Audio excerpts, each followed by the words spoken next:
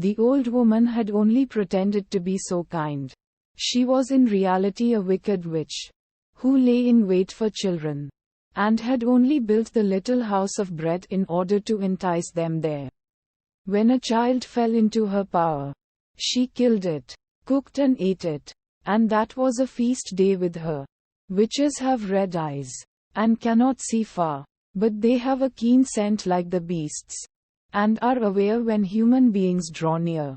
When Hansel and Gretel came into her neighborhood, she laughed with malice, and said mockingly, "I have them. They shall not escape me again."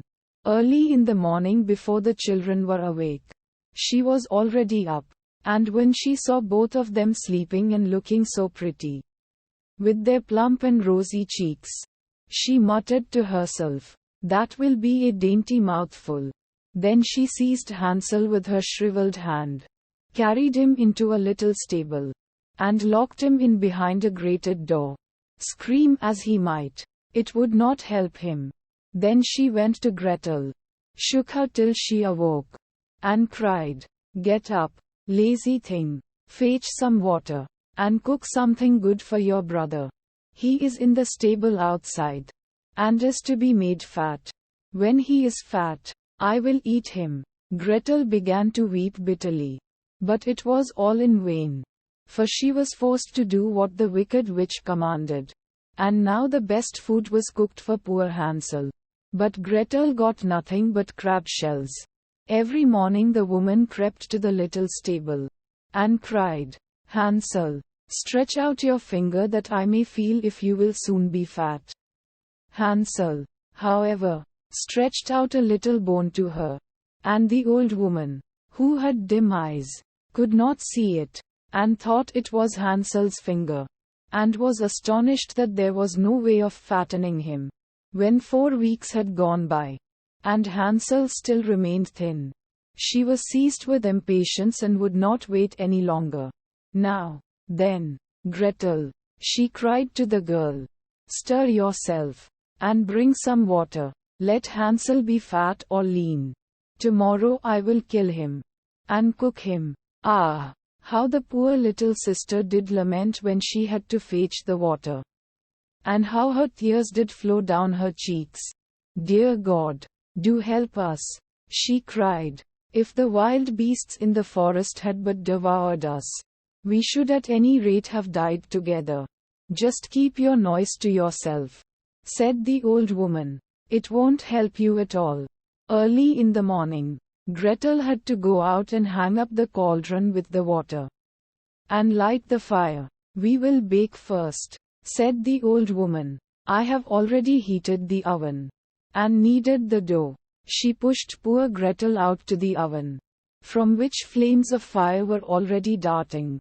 "Creep in," said the witch, "and see if it properly heated, so that we can put the bread in." And once Gretel was inside, she intended to shut the oven and let her bake in it, and then she would eat her, too. But Gretel saw what she had in mind, and said, "I do not know how I am to do it. How do I get in?" "Silly goose," said the old woman. "The door is big enough. Just look, I can get in myself." And she crept up and thrust her head into the oven. Then Gretel gave her a push that drove her far into it, and shut the iron door, and fastened the bolt. Oh, then she began to howl quite horribly. But Gretel ran away, and the godless witch was miserably burnt to death. Gretel, however, ran like lightning to Hansel, opened his little stable, and cried, "Hansel, we are saved. The old witch is dead." Then Hansel sprang like a bird from its cage when the door is opened. How they did rejoice and embrace each other, and dance about and kiss each other. And as they had no longer any need to fear her, they went into the witch's house, and in every corner there stood chests full of pearls and jewels. "These are far better than pebbles," said Hansel, and thrust into his pockets whatever could be got in. And Gretel said, "I, too, will take something home with me," and filled her pinafore full. But now we must be off, said Hansel, that we may get out of the witch's forest. When they had walked for 2 hours, they came to a great stretch of water. We cannot cross, said Hansel. I see no foot plank, and no bridge, and there is also no ferry, answered Gretel. But a white duck is swimming there. If I ask her, she will help us over. Then she cried, little duck, dost thou see? Hansel and Gretel are waiting for thee.